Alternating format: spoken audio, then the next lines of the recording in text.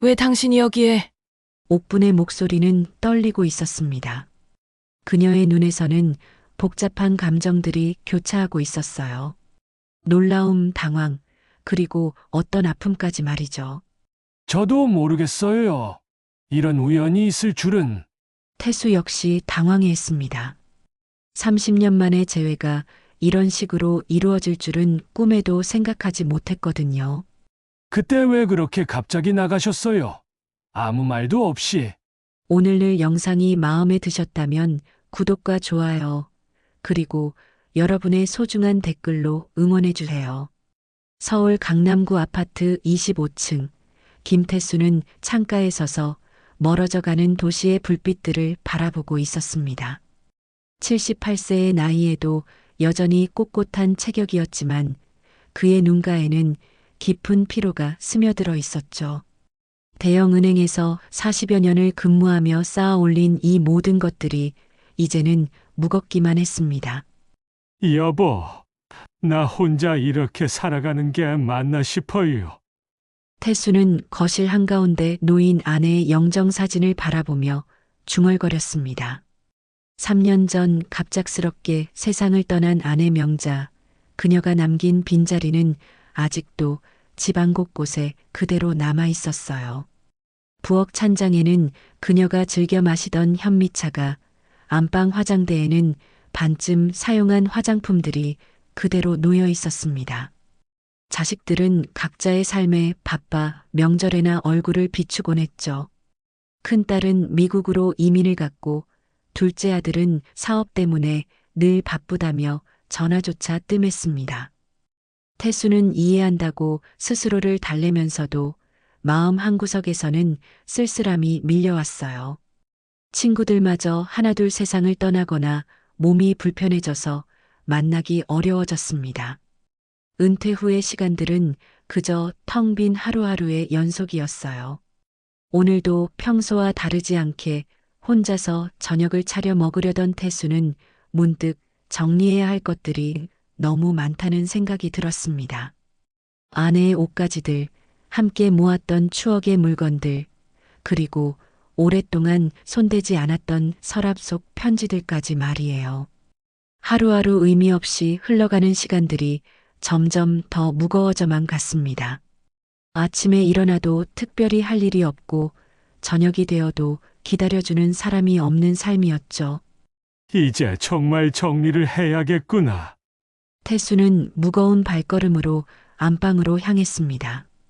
아내의 화장대 서랍을 하나씩 열어보니 그동안 보지 못했던 것들이 나왔어요. 오래된 다이어리, 결혼 반지를 넣어둔 작은 상자, 태수와 함께 찍은 옛날 사진들, 그리고 맨 아래 서랍에서 낡은 편지 한 통을 발견했습니다. 편지 봉투는 누렇게 발해 있었지만 아내의 정성스러운 손길이 느껴졌어요. 편지 봉투에는 아내의 손글씨로 태수에게라고 적혀 있었어요. 언제 쓴 편지인지 봉투가 누렇게 발해 있었습니다. 태수는 떨리는 손으로 편지를 꺼내어 펼쳤죠. 아내의 정성스럽고 단정한 글씨체가 한 줄씩 눈에 들어왔습니다. 마치 살아생전 명자가 직접 말을 걸어오는 것 같았어요. 당신 우리가 신혼 때 살았던 텃밭 옆 작은 집 기억나죠? 그때 당신이 말했잖아요. 언젠가 나이 들면 다시 그런 곳으로 가서 조용히 살고 싶다고. 나도 그런 날을 기다리고 있어요. 만약 내가 먼저 가게 되면 당신 혼자라도 그곳으로 가세요. 거기서 우리 추억을 다시 찾아보아요. 그곳에서라면 당신이 외롭지 않을 거예요. 늘 고마웠고 사랑했어요. 편지를 읽어 내려가던 태수의 눈에서 뜨거운 눈물이 흘러내렸습니다. 50년 전 신혼 시절 경기도 어느 작은 마을에서 보낸 그 짧았던 시간들이 물밀듯이 떠올랐죠. 그때는 가난했지만 행복했던 시절이었어요. 작은 텃밭에서 함께 채소를 기르고 저녁이면 마루에 앉아 별을 보며 미래를 꿈꾸던 그 시간들 말입니다. 명자는 항상 웃으며 말하곤 했죠. 여보, 우리 나이 들어서도 이렇게 살면 좋겠어요. 그때는 젊은 욕심에 도시로 나와 성공하고 싶다는 마음뿐이었는데 이제 와서 그 시절이 얼마나 소중했는지 깨닫게 되었습니다. 그래, 이제야 당신 곁으로 가는 것 같군. 태수는 편지를 가슴에 꼭 안으며 중얼거렸습니다. 오랫동안 잊고 살았던 그 시절의 꿈이 다시 살아났어요. 도시의 복잡함에서 벗어나 조용한 시골에서 아내와의 추억을 되새기며 살고 싶다는 마음이 간절해졌습니다. 성공과 출세에만 매달려 살았던 지난 세월들이 갑자기 허무하게 느껴졌어요. 진짜 중요한 것들을 놓치고 살았다는 후회가 밀려왔습니다. 그날 밤 태수는 잠을 이룰 수 없었어요. 창밖으로 들려오는 도시의 소음이 유난히 시끄럽게 느껴졌습니다. 자동차 경적 소리, 공사장 소음, 늦은 시간까지 이어지는 술집의 웃음소리들이 모두 귀에 거슬렸죠. 새벽까지 뒤척이다가 마침내 결심을 굳혔습니다. 이 아파트를 정리하고 시골로 내려가기로 말이에요. 아내의 마지막 당부를 따르기로 했습니다. 다음 날 아침 태수는 부동산에 연락을 넣었습니다. 그리고 인터넷을 검색해서 경기도 바람마을이라는 작은 시골 마을에 전원주택이 나와 있다는 것을 발견했어요. 사진을 보니 옛날 살았던 그 집과 비슷한 모습이었습니다. 작은 텃밭이 딸려 있고 마당에는 감나무 한 그루가 서 있었죠. 마치 운명처럼 느껴졌습니다. 중개업소 직원은 조금 의아해했습니다. 어르신, 그런데 혼자 사시기엔 너무 외진 곳 아닌가요? 병원도 멀고 마트도 차로 30분은 가야 해요. 대중교통도 불편하고요. 하지만 태수의 마음은 이미 굳어져 있었습니다. 편의시설보다는 마음의 평화가 더 중요했어요. 일주일 후 태수는 짐을 정리하기 시작했어요. 40년 넘게 모아온 물건들을 하나씩 분류하면서 정말 필요한 것만 골라냈습니다. 아내의 사진, 함께 읽었던 책 몇 권, 그리고 그 소중한 편지. 나머지는 과감히 정리했어요. 물건들을 정리하면서 지난 세월의 무게를 조금씩 덜어내는 기분이었습니다. 여보, 이제 우리 약속을 지킬 때가 된 것 같아요. 태수는 아내의 영정사진을 바라보며 조용히 말했습니다. 오랫동안 무너져가던 마음에 작은 희망의 불씨가 다시 타오르기 시작했어요. 그는 이미 마음속으로 그 작은 집을 그려보고 있었습니다. 아내와 함께 꿈꾸었던 그 평온한 삶을 말이에요. 한 달 후, 태수는 짐을 실은 작은 트럭과 함께 바람마을에 도착했습니다. 구불구불한 시골길을 따라 올라가니 작은 전원주택이 나타났어요. 사진으로 봤던 것보다 더 아담하고 정겨운 모습이었습니다. 마당 한편에는 작은 텃밭이 있고 울타리 너머로 이웃집이 보였죠. 여보, 드디어 왔어요. 태수는 아내의 사진을 품에 안고 집 앞에 섰습니다. 도시의 매연 냄새 대신 풀내음이 코끝을 스쳤어요. 오랫동안 잊고 살았던 자연의 향기였습니다. 마음 한구석이 따뜻해지는 느낌이었죠. 짐을 옮기느라 분주한 와중에 옆집에서 누군가 나오는 소리가 들렸습니다. 태수가 고개를 돌리니 70대 중반쯤 되어 보이는 여인이 서 있었어요. 머리는 깔끔하게 뒤로 넘겼고 검은색 상의에 회색 치마를 입고 있었습니다. 첫인상은 단정했지만 어딘가 날카로운 기운이 느껴졌어요. 새로 이사 오신 분이군요. 여인의 목소리는 생각보다 차가웠습니다. 인사치레라기보다는 확인하는 투였죠. 태수는 어색하게 웃으며 고개를 숙였어요. 안녕하세요. 김태수라고 합니다. 앞으로 잘 부탁드리겠습니다. 이옥분입니다. 옥부는 짧게 대답하더니 태수의 짐들을 훑어보았습니다. 그녀의 시선이 머물렀던 곳은 태수가 조심스럽게 들고 있던 아내의 영정사진이었어요. 잠깐 무언가를 생각하는 듯한 표정을 지었지만 곧 돌아서며 말했습니다. 시골 생활이 쉽지 않을 텐데 적응 잘 하시길. 그 말 속에는 걱정이라기보다는 회의적인 뉘앙스가 담겨 있었어요. 마치 도시 사람이 시골에서 오래 버티지 못할 거라는 생각이 담긴 것 같았습니다. 며칠 후 태수는 본격적으로 집 정리를 시작했습니다. 오랫동안 비어있던 집이라 곳곳에 손볼 곳이 많았어요. 특히 뒷마당의 작은 텃밭은 잡초가 무성해서 삽과 호미로 정리해야 했습니다. 도시에서만 살았던 태수에게는 생소한 일이었지만 신혼 시절의 기억을 되살려가며 조금씩 손을 대기 시작했어요. 텃밭을 정리하던 중 경계선 근처에서 문제가 생겼습니다. 태수는 잡초를 뽑다가 자신도 모르게 옆집 땅까지 발을 들여놓았어요. 그때 뒤에서 날카로운 목소리가 들렸습니다. 왜 남의 땅에 발을 들이대요? 깜짝 놀란 태수가 돌아보니 옥분이 서 있었습니다. 그녀의 표정은 처음 만났을 때보다 더 차갑게 굳어 있었어요. 손에는 작은 괭이를 들고 있었는데 마치 자신의 영역을 지키려는 경계심 가득한 모습이었습니다. 아, 죄송합니다. 경계가 어디인지 잘 몰라서. 태수는 당황하며 뒤로 물러섰습니다. 하지만 옥분의 표정은 누그러지지 않았어요. 이 돌담이 경계선이에요. 앞으로 주의하세요. 옥분은 발밑에 작은 돌담을 가리키며 말했습니다. 태수는 그제야 땅 위에 자리한 낮은 돌담을 발견했어요. 잡초에 가려져서 잘 보이지 않았던 경계선이었습니다. 정말 죄송합니다. 앞으로 조심하겠습니다. 태수의 사과에도 옥분은 여전히 경직된 표정이었습니다.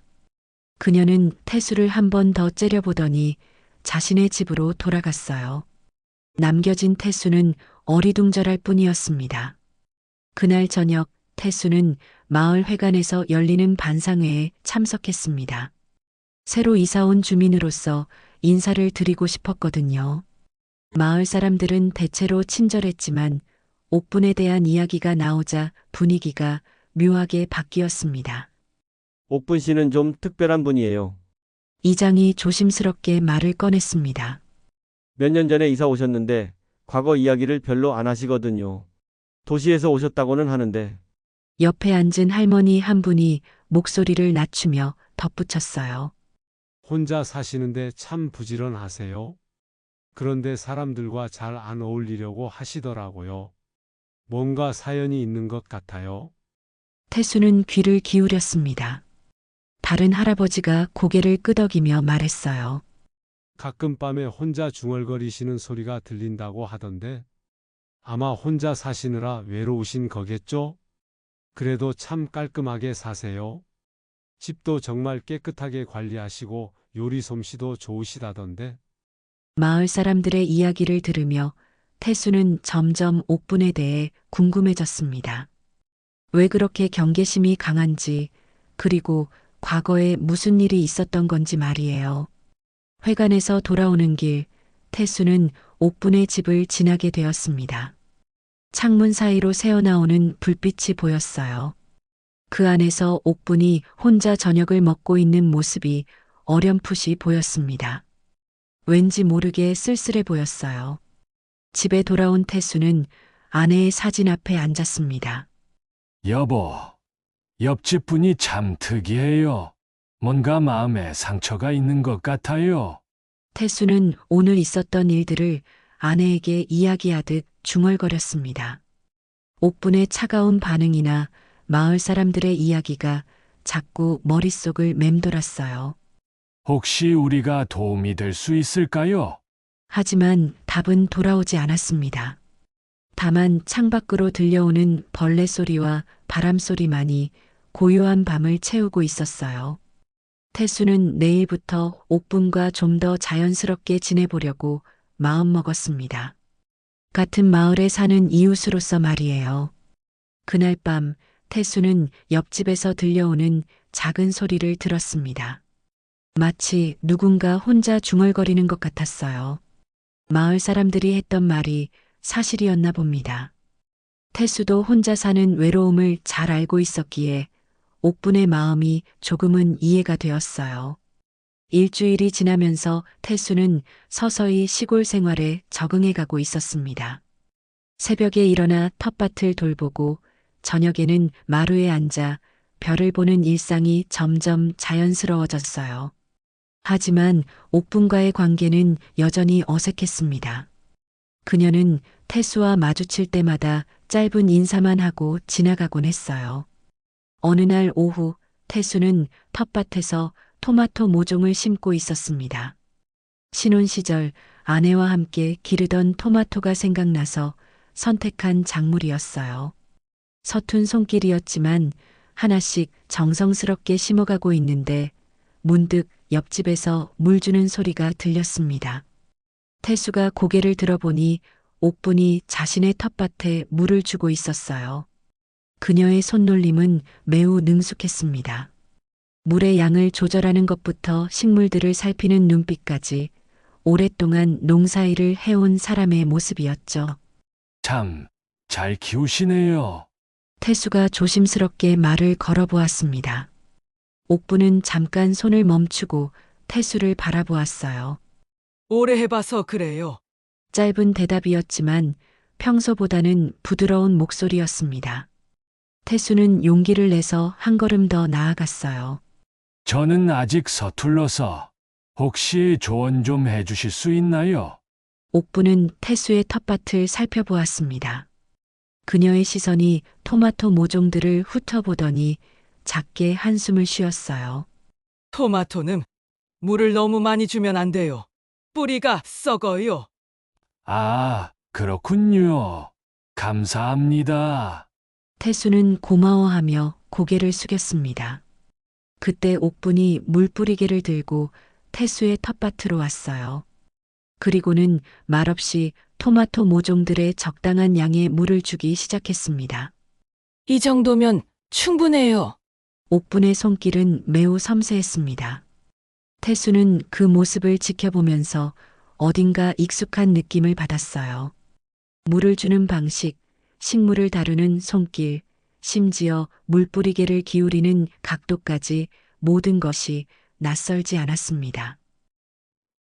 혹시 도시에서도 텃밭을 하셨나요?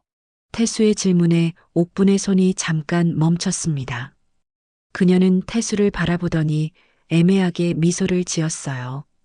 예전에 조금 해봤죠. 그 순간 태수의 머릿속에 어떤 기억이 스쳤습니다. 오래전 집에서 일했던 가정부가 베란다에서 화분을 돌보던 모습이었어요. 그때도 이렇게 정성스럽고 능숙한 손길이었는데, 하지만 그 기억은 너무 오래된 것이라 확실하지 않았습니다.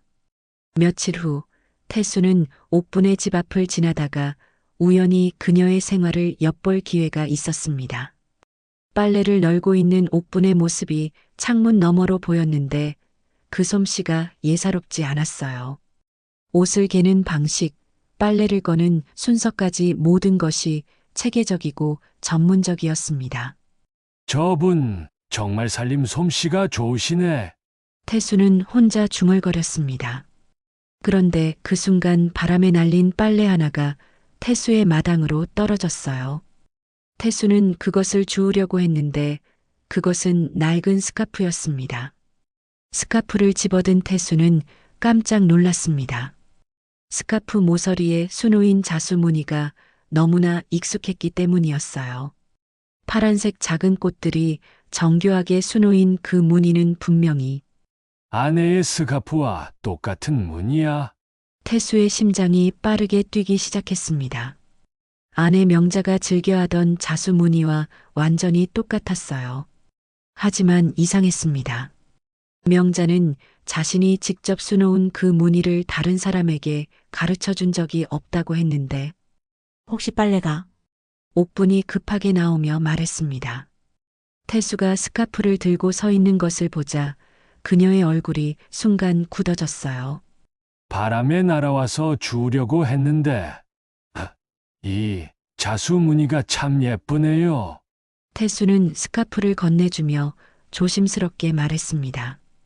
옥부는 스카프를 받아들더니 잠깐 망설이는 듯 했어요. 옛날에 배웠던 거예요.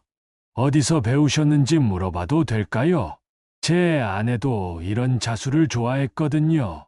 태수의 질문에 옥부는 갑자기 표정이 어두워졌습니다. 그녀는 스카프를 꼭 움켜쥐더니 고개를 돌렸어요.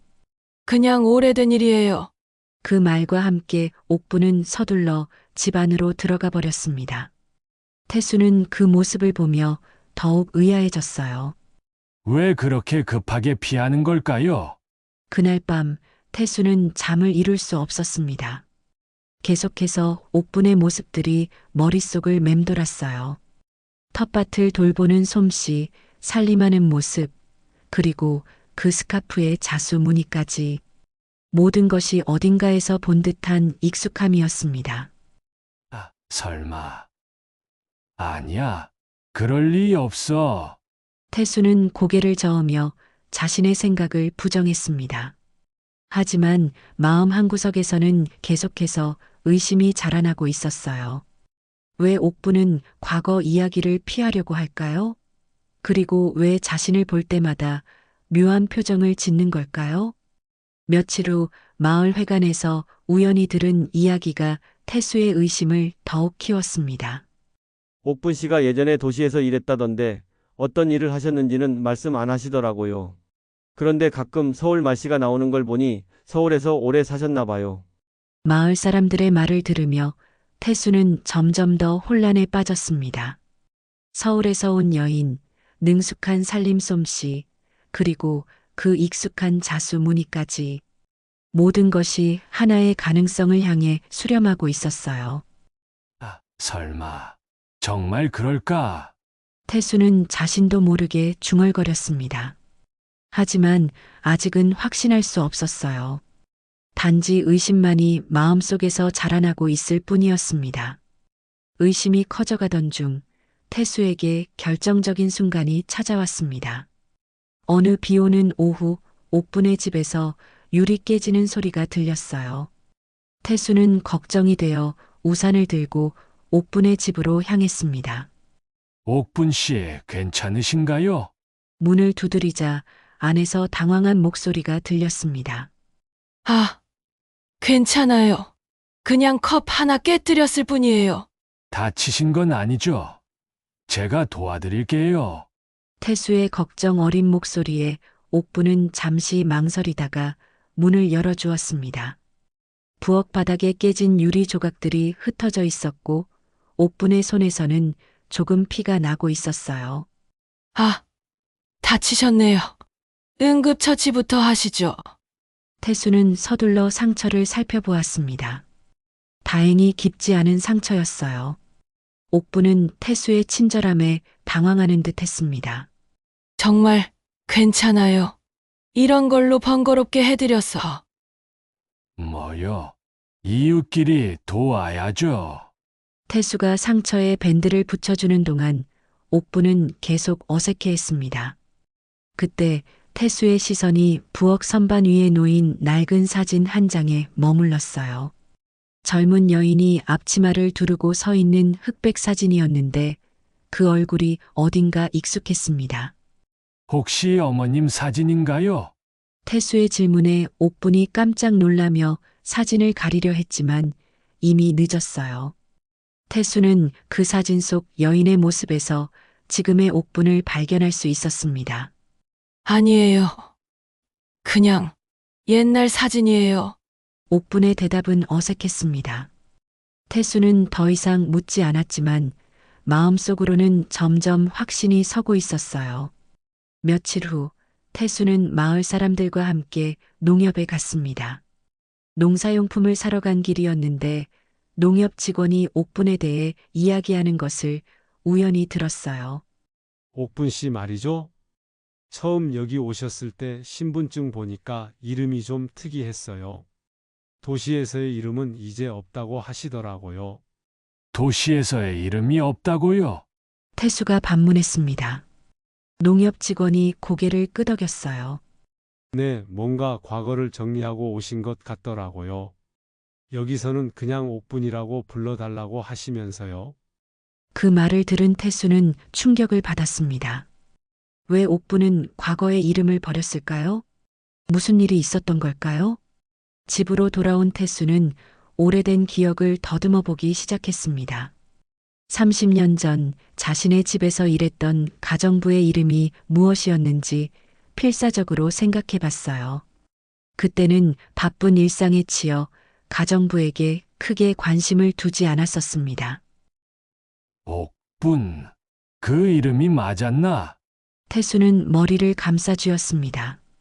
가물가물한 기억 속에서 그 이름이 떠올랐어요. 그때 집에서 일했던 여인의 이름이 분명 옥분이었습니다. 그날 밤 태수는 용기를 내어 옥분의 집을 찾아갔습니다. 창문으로 새어나오는 불빛을 보니 그녀가 아직 깨어 있는 것 같았어요. 태수는 떨리는 마음으로 문을 두드렸습니다. 누구세요? 저, 태수입니다. 잠깐 이야기 좀 할 수 있을까요? 잠시 후 문이 열렸습니다. 옥부는 의아한 표정으로 태수를 바라보았어요. 이 시간에 무슨 일이세요? 옥분 씨, 혹시 예전에 서울에서 일하신 적이 있나요? 태수의 질문에 옥분의 얼굴이 순간 굳어졌습니다. 그녀는 한참을 말없이 태수를 바라보다가 작은 한숨을 내쉬었어요. 왜 그런 걸 묻죠? 혹시 강남구 압구정동에서 일하신 적이 있나요? 김태수라는 이름의 집에서요? 옥분의 눈이 커졌습니다. 그녀는 태수를 빤히 쳐다보더니 입술을 떨었어요. 당신이 그때 그 김태수 씨인가요? 드디어 진실이 드러나는 순간이었습니다. 태수는 고개를 끄덕였어요. 맞습니다. 30년 전 제 집에서 일하셨던 왜 당신이 여기에? 옥분의 목소리는 떨리고 있었습니다. 그녀의 눈에서는 복잡한 감정들이 교차하고 있었어요. 놀라움, 당황, 그리고 어떤 아픔까지 말이죠. 저도 모르겠어요. 이런 우연이 있을 줄은. 태수 역시 당황해했습니다. 30년 만의 재회가 이런 식으로 이루어질 줄은 꿈에도 생각하지 못했거든요. 그때 왜 그렇게 갑자기 나가셨어요? 아무 말도 없이. 태수의 질문에 옥부는 고개를 돌렸습니다.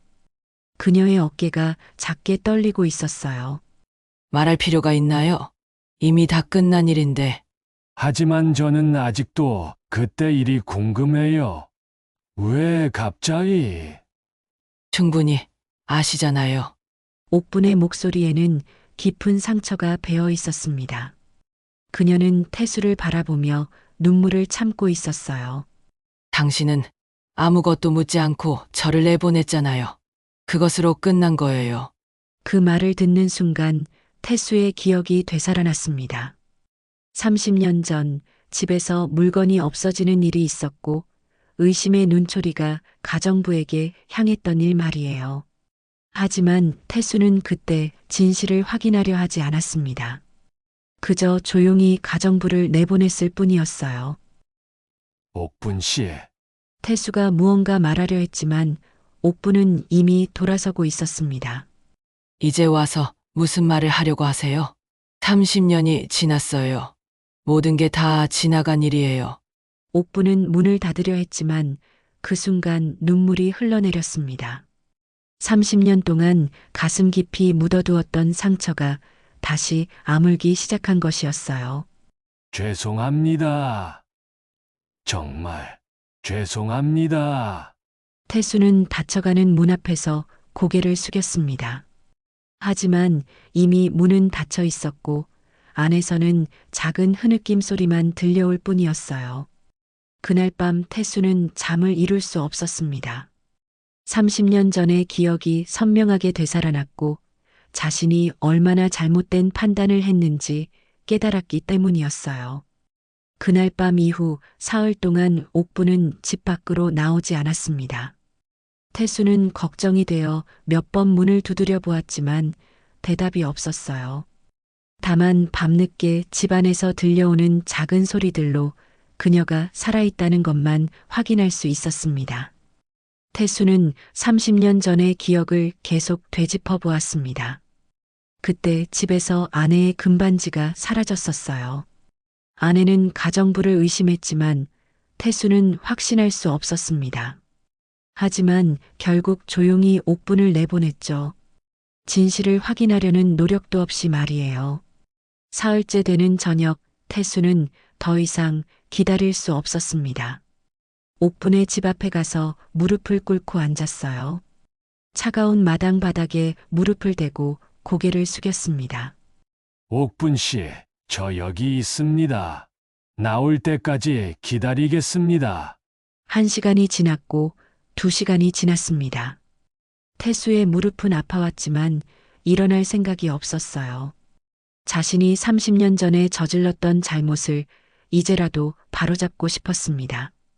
밤 10시가 되어서야 문이 조용히 열렸습니다.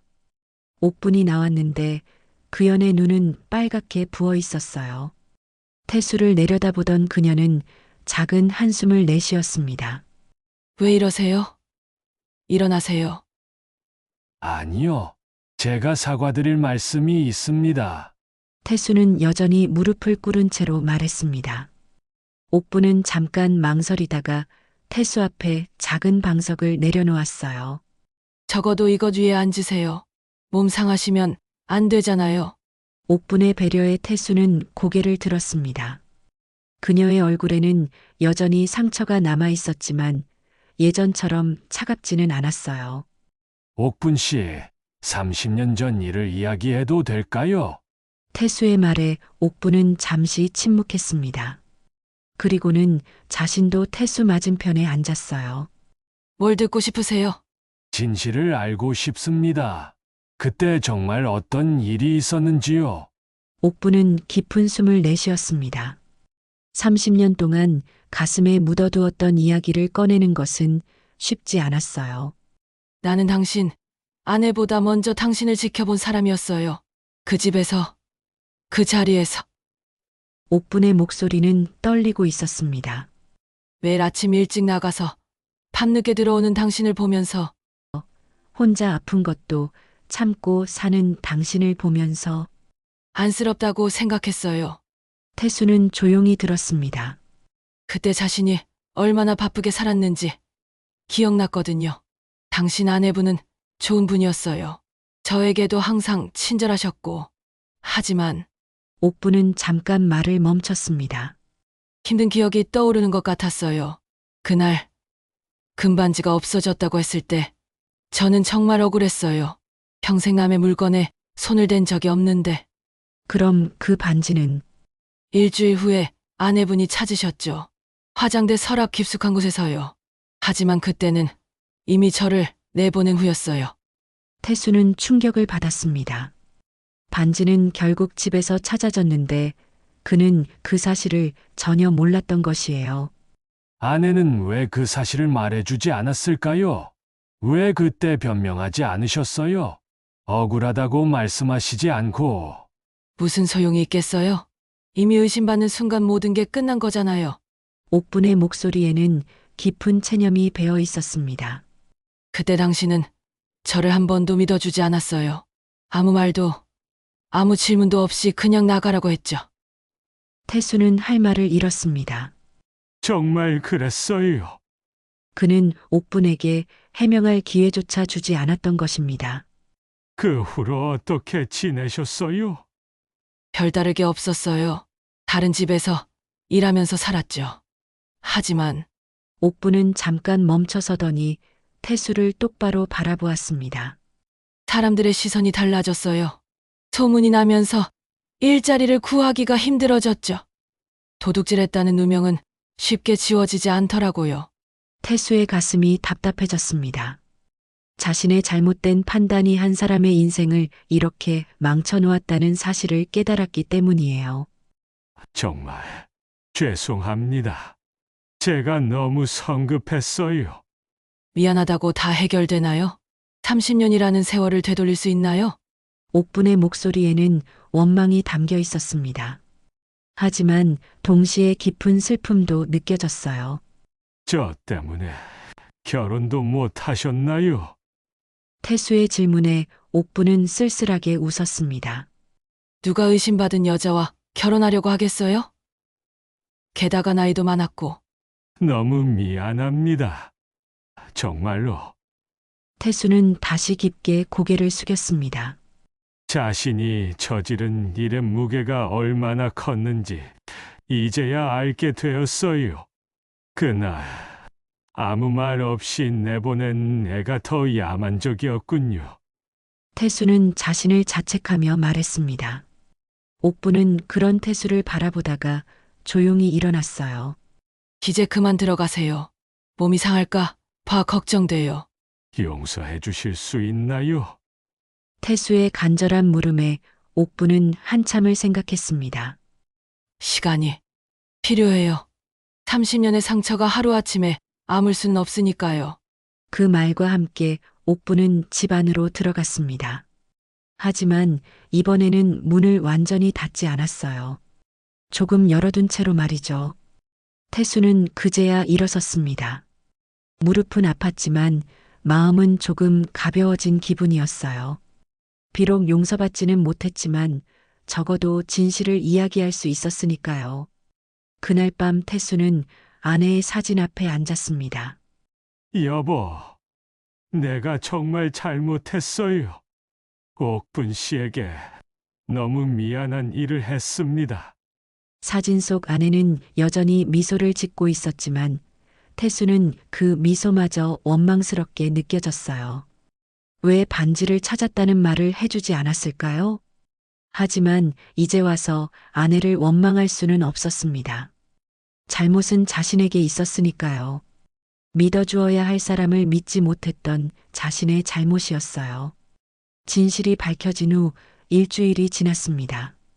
태수는 매일 아침 일찍 일어나서 텃밭 일을 시작했어요. 하지만 이번에는 다른 목적이 있었습니다. 옥분에게 진심을 보여드리고 싶었거든요. 서툰 손으로 호미를 들고 땅을 파던 태수는 곧 한계를 느꼈습니다. 30년 넘게 사무실에서만 일했던 손은 농기구를 다루기에는 너무 약했어요. 물집이 잡히고 허리는 아팠지만 포기하지 않았습니다. 이렇게 하는 게 아니에요. 뒤에서 들려온 목소리에 태수가 고개를 돌렸습니다. 옥분이 서 있었어요. 며칠 전보다 표정이 한결 부드러워진 모습이었습니다. 호미를 너무 깊게 박으면 뿌리를 다치게 해요. 옥분은 말없이 태수의 텃밭으로 걸어왔습니다. 그리고는 태수의 손에서 호미를 받아 올바른 방법을 보여주었어요. 능숙한 손놀림으로 잡초를 제거하는 모습이 마치 예술 같았습니다. 이렇게 하는 거예요. 감사합니다. 정말 모르는 게 많네요. 태수는 고개를 숙였습니다. 옥부는 잠깐 태수를 바라보더니 작은 삽을 하나 더 가져왔어요. 같이 해봐요. 혼자 하기엔 땅이 너무 넓어요. 그렇게 두 사람은 나란히 텃밭을 일구기 시작했습니다. 처음에는 어색했지만 시간이 지나면서 자연스러운 대화가 이어졌어요. 왜 이렇게 무리하세요? 몸이 상할 텐데. 옥분이 걱정스럽게 물었습니다. 태수의 손에는 물집이 여러 개 잡혀 있었거든요. 제 손으로 직접 해보고 싶었어요. 그래야 진심이 전해질 것 같아서요. 태수의 대답에 옥분은 더 이상 말하지 않았습니다. 하지만 그 후로는 태수가 무리하지 않도록 중간중간 쉬어가자고 제안했어요. 점심시간이 되자 옥분이 물 한 잔을 가져왔습니다.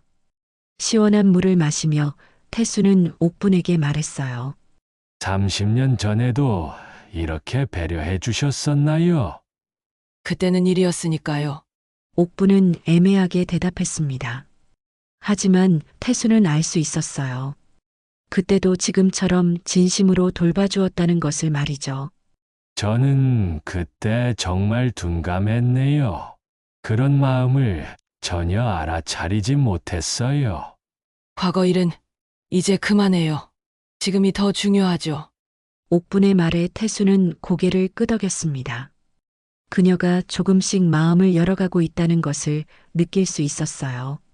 며칠 후 태수는 놀라운 제안을 했습니다. 옥분 씨, 우리 텃밭에서 난 채소들을 마을 아이들과 나눠보면 어떨까요? 마을 아이들과요? 네, 아이들이 자연을 배우고 우리는 보람을 느끼고 좋을 것 같아요. 옥부는 잠깐 생각해 보더니 고개를 끄덕였습니다. 좋은 생각이네요. 요즘 아이들은 자연을 접할 기회가 별로 없잖아요. 그렇게 시작된 텃밭 나눔은 점점 큰 호응을 얻었습니다. 마을의 어린이들이 주말마다 찾아와서 채소를 수확하고 자연을 배워갔어요. 태수와 옥부는 아이들에게 농사법을 가르쳐 주고 수확한 채소로 간식도 만들어 주었습니다. 할아버지, 이 토마토 정말 달아요. 할머니가 만든 오이무침 최고예요. 아이들의 웃음소리가 텃밭에 가득했습니다. 태수와 옥분도 그 웃음소리를 들으며 자연스럽게 미소를 짓게 되었어요. 아이들 보니까 기분이 좋아지네요. 태수가 말했습니다. 옥분도 고개를 끄덕였어요. 저도 그래요. 이런 기분이 오랜만이에요. 두 사람은 아이들과 함께하는 시간이 늘어갈수록 서로에 대해 더 많이 알아갔습니다. 옥부는 생각보다 유머 감각이 있었고 아이들을 정말 좋아했어요. 태수는 진중하면서도 따뜻한 마음을 가진 사람이었습니다. 어느 토요일 오후 아이들이 모두 돌아간 후 두 사람은 텃밭에 앉아 차를 마시고 있었습니다. 석양이 지는 모습이 아름다웠어요. 태수 씨, 옥분이 처음으로 태수의 이름을 불렀습니다. 네, 30년 전 일, 이제 정말로 잊어버리고 싶어요. 옥분의 말에 태수는 가슴이 뭉클해졌습니다. 정말인가요? 아이들과 함께하면서 깨달았어요. 과거에 매여 살기보다는 지금 이 순간이 더 소중하다는 거리요. 태수는 감동받았습니다.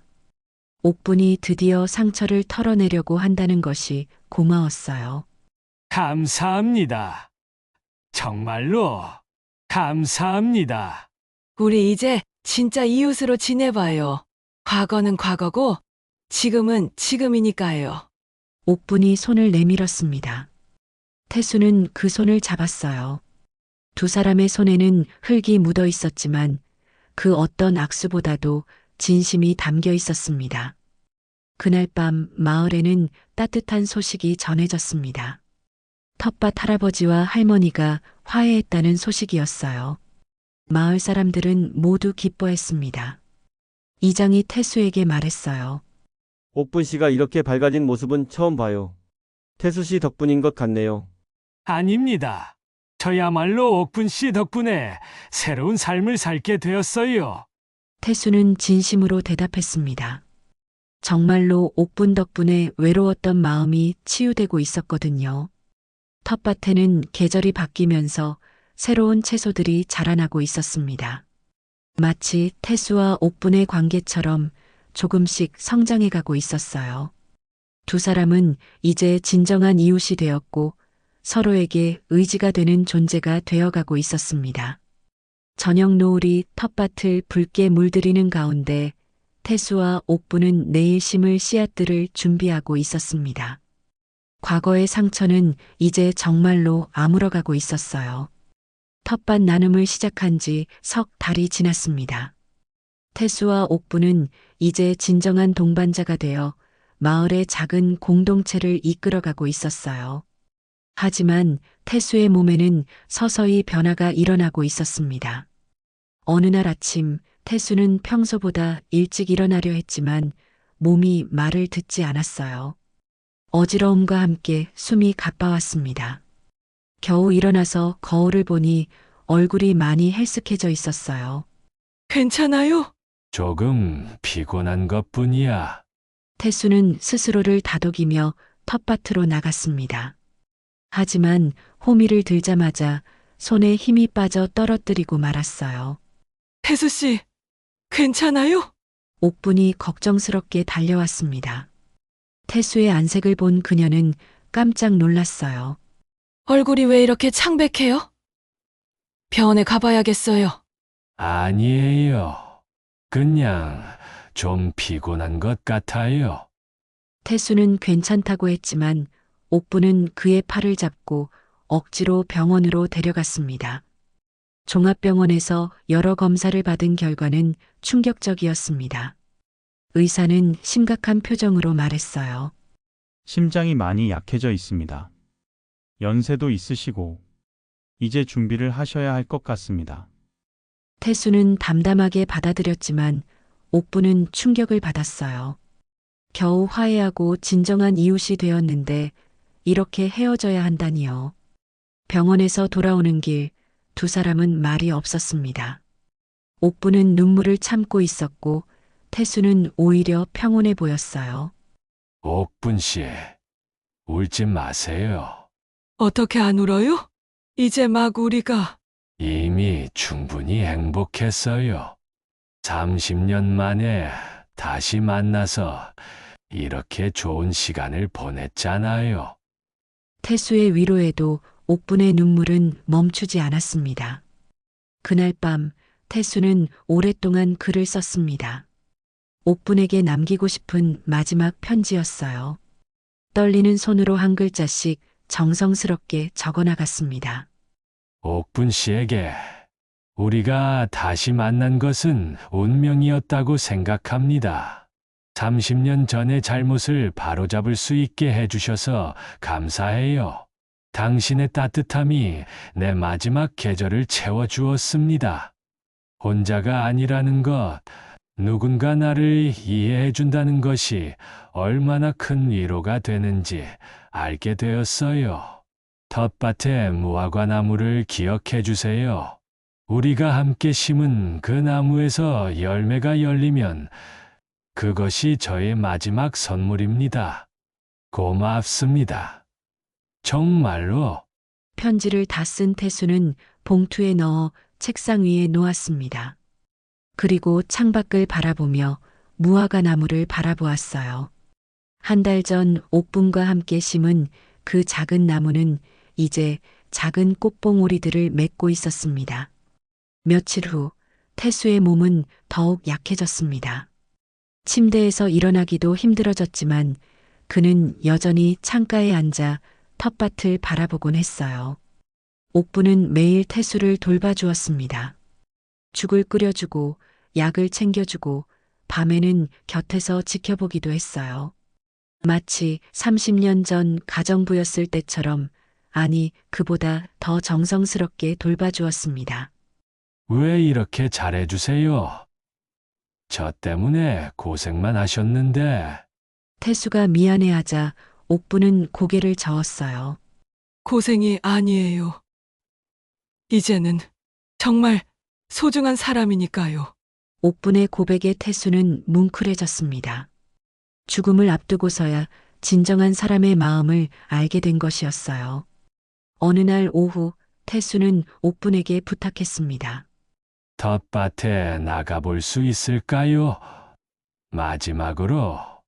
옥분은 태수를 부축해서 텃밭으로 나갔습니다. 무화과 나무에는 작은 열매들이 맺히기 시작했어요. 아직 익지는 않았지만 초록색 작은 열매들이 귀엽게 매달려 있었습니다. 저것 봐요. 벌써 열매가 생겼네요. 태수는 기뻐했습니다. 자신이 죽기 전에 무화과 열매를 볼 수 있을 거라는 희망이 생겼거든요.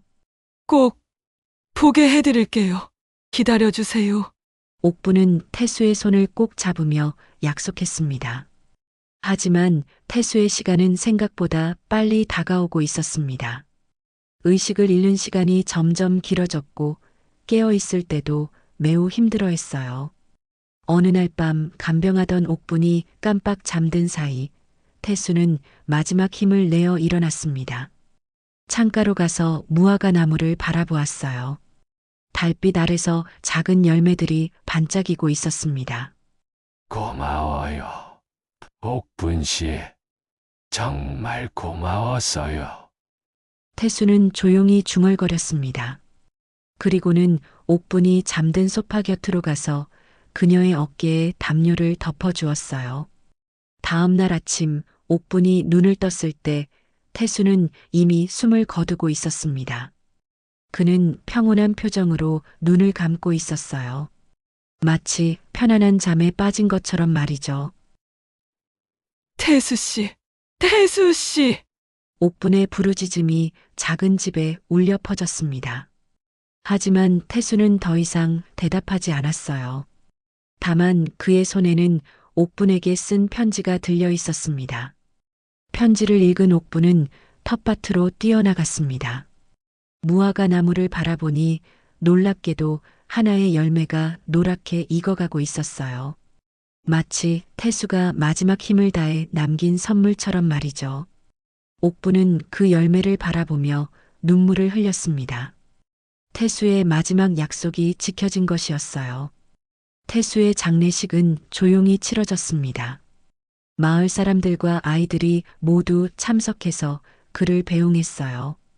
옥분은 검은 상복을 입고 조용히 눈물을 흘렸습니다.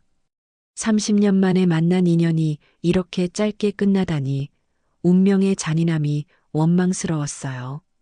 태수는 마을 뒷산의 작은 언덕에 묻혔습니다. 그곳에서는 그가 그토록 사랑했던 텃밭과 작은 집이 한눈에 내려다 보였어요. 옥분은 묘지 앞에 앉아 태수와 마지막 대화를 나누었습니다. 태수 씨, 정말 많이 그리울 거예요. 이제 저 혼자 어떻게 살아가야 할까요?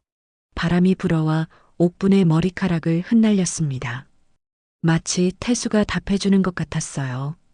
괜찮다, 잘 살아가라고 말하는 것처럼 말이죠. 일주일 후 옥분은 텃밭으로 나왔습니다. 태수가 심어놓은 채소들이 주인을 잃고 시들어가고 있었어요.